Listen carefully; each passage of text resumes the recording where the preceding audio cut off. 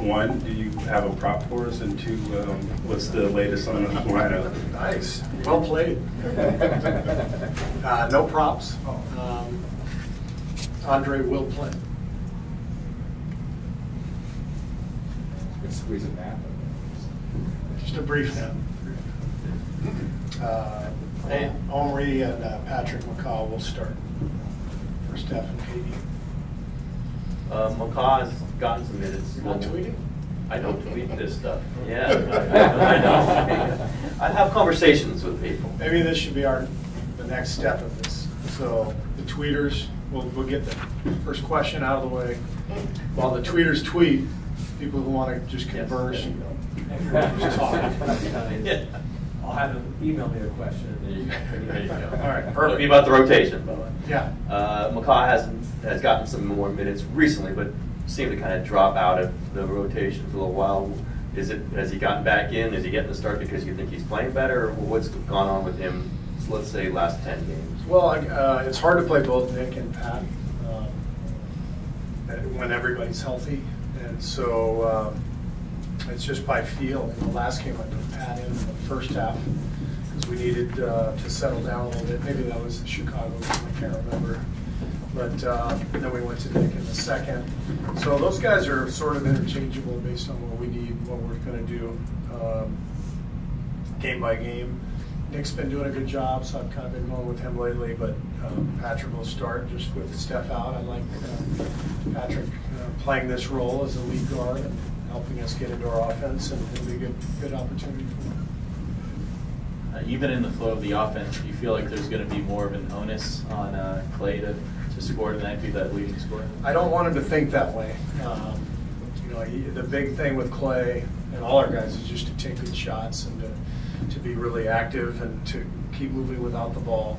But I don't want Clay to come out there thinking I've got to score for us to win. All he has to do is do what he always does. Trust everybody else. Coach Kerr, in 20 games, the Warriors keeping teams under 50% as far as shooting from the field. Have you changed anything, or is it still the same, forcing turnovers, getting buckets in transition? Same defense. We haven't changed anything. Still doing the same stuff. I was wondering with just what happened last year when you guys rested some players in the league had a response to that. What's been their feedback overall this year with just any approaches you guys have done when it comes to resting guys? Just good communication. They're trying to put in some protocols where there's communication between the training staff and the league if there's any issues. So we're required to give an injury report each day, and so just getting a feel for the new policy, but as long as there's communication, there shouldn't be any problem. Draymond joked today that he regrets telling you over the summer that he's cool with resting some games. How much of a say do you give the players in terms of when you decide you want them to rest?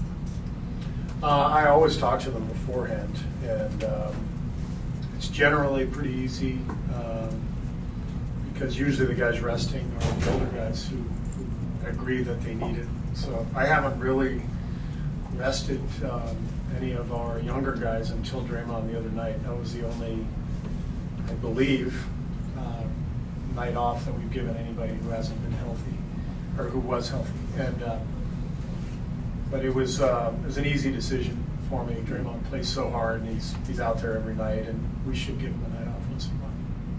Steve, Omri seems to fit in really well with you guys. How have you liked his kind of acclimation to the team, and where do you think he is with it? And what has he added to your team? Omri was perfectly suited to join our team from day one. There hasn't even been an acclimation process. From the very first day of camp, he understood what we were trying to do. He's a great cutter. He makes people better with that cutting, with the ball movement, making himself available for passes to create outlets and pressure releases. He just knows how to play. And he's a perfect sort of utility man. We can start him. We can barely play him. No matter what we do, he just stays ready, and he's a great teammate. easy to coach. So lucky to have him. What's the concern level with Kevin's ankle injury and the way it's kind of lingering, and then just an update on Steph and what exactly is going on with the hand? Yeah, I mean, the Steph injury I wasn't even aware of until the next day. It just swelled up overnight, basically. Actually, I shouldn't say that it was that night.